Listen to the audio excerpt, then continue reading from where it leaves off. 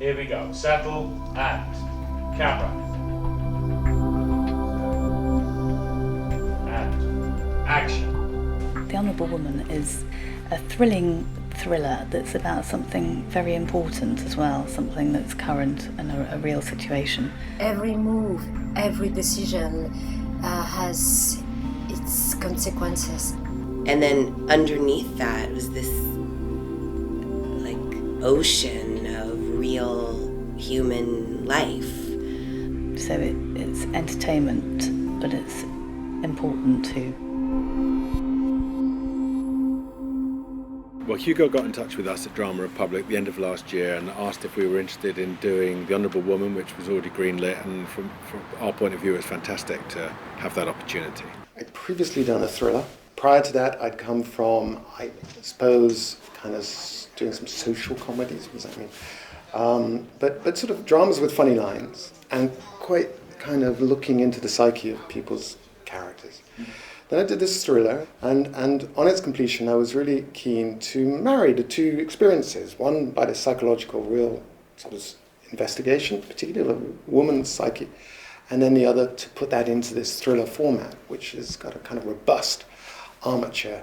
And so that was the pursuit, to place a woman into a thriller genre. My involvement started back in end of 2012, actually.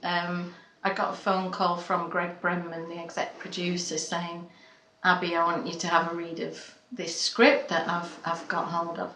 And I was right in the middle of another project at the time, and when I'm on a project, I just totally like to focus on that. But one night, I sat there reading it, thinking, wow, this is amazing. And this was only just episode 1. When I first read the script, I sent the script and they sent me all the episodes and said, and I read it and I thought, okay, I think I'm a relatively intelligent person and I had no idea what was going on. So I read it again, by which time I thought, okay, now I have a vague idea of what's going on. And then I read it again, by which time I'd kind of got it. It's a page turner, and that's a given. I don't want to sound cliche because everyone says about that every script, don't they? But I remember reading it right from the word go.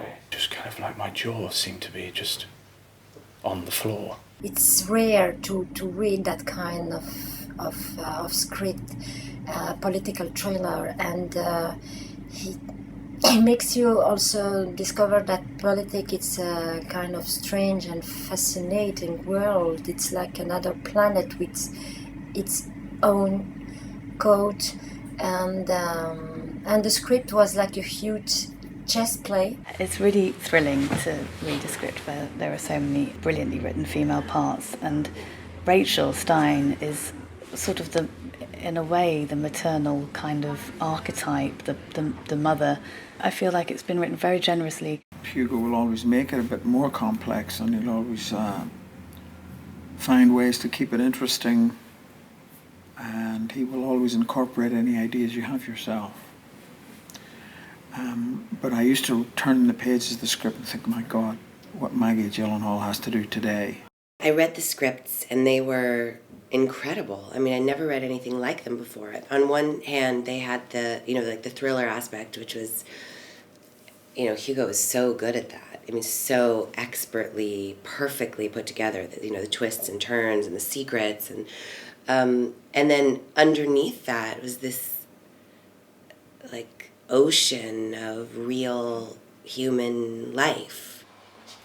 Hugo has a wonderful way to tell a story, telling the story through the people, through their feelings, through very simple lines and things that happened. It's all simple and brilliant. There's a single pulse of electricity that goes through a story, and you just hope that each individual that comes to contribute to that. But that's true of the crew as much as it is of the actors. So your Gribbs, your Spark, everybody are contributing to carrying this single pulse of electricity through the story. And if it dissipates, that's when it goes wrong. Well, the production process has been really sort of a superhuman challenge, mostly for Hugo, but also for us. it's a bit like sort of walking down a road balancing 7 teacups on your head. It's a very, very complicated thing to do. It's really fast. I quite like shooting really fast, but it is fast. We can get up to about 30 odd setups a day, sometimes a bit more. Now, an average drama and maybe a movie will be doing 17 tops, so I like going fast. So it's always challenging. It was a big canvas, this story, and we had to go to many places, get in and get out very fast. Shooting episode 7, episode 1, episode 4 all on the same day, often, I just couldn't keep track of that kind of neat rhythm.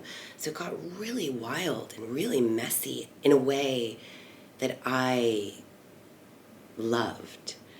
And Morocco was not least amongst these. And the strangest experience in Morocco, which is just a sort of personal directorial experience, is the desert. The desert's an amazing space because it's so huge. And when the camera is placed best to witness the psychology of a character, how dull. But that's what makes it easy. You kind of go, well, the camera sort of goes there because and walls, rooms, streets, they all demand and dictate really where that camera is going to go amongst the actors because of, it's going to be best to witness it in this corner here. The desert gives you none of that. It's just flat. When Hugo and I were interviewing a lot of the heads of department, whether it was cameraman, designer, he would always have this sort of interesting analogy, and I was never quite sure what it meant and how it was going to work out, but he would always sort of talk about there's one nail in a desert, and we will all surround that nail, and we will all have our own hammers. And you all have to, if it's going to work, you'll have to strike it at the same time. And I'll say go. You all strike it, but you have to do it for yourself.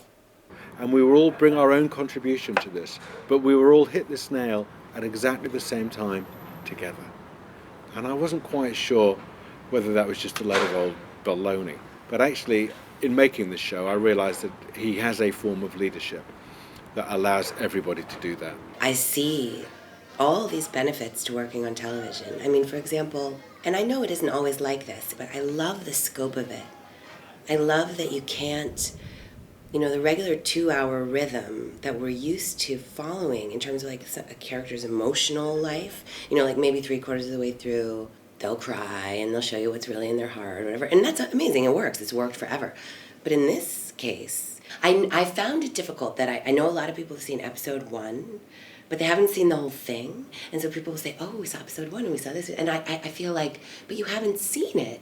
You haven't seen, in a movie, you have to stay, I mean, I guess if it's terrible, you can leave, but like, you see all my work, you see the whole thing from the whole character I made in one sitting. I'm finding it a little difficult.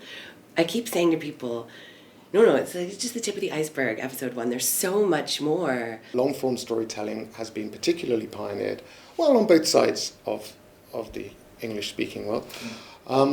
But HBO were brilliant, and they started these long-form complex storytellings, and they started to really land in people's conscience in a way that many movies weren't and still aren't doing. Mm-hmm. So, there are fabulous movies, and we witness them sporadically, regularly. Mm-hmm. And so that's not to say it's a golden age of television, because there are still great movies being made. Yeah. But it is, on the other hand, true that a lot of movies have a kind of video game quality to them. And the movies of the past that we all, perhaps some of us were brought up on in the 70s and 80s, early 80s, are now on television in terms of the fabric of their storytelling. All of the characters are fantastically well worked out and very detailed. So you go through this story with a very particular understanding of each of the characters. When you're pregnant, you can sometimes feel a bit marooned by your own size and a bit sort of sloshy-brained and vulnerable and out of the picture. You don't feel like you're a normal person.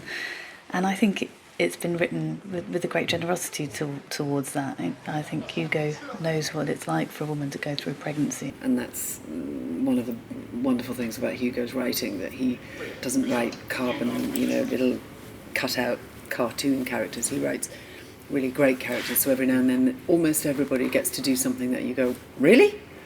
And that's a wonderful thing about his writing, because that makes us, we all have those things, don't we? I think what makes the series compelling to me is the way of telling a huge story in very simple ingredients. And it's not afraid of engaging in an elevated space.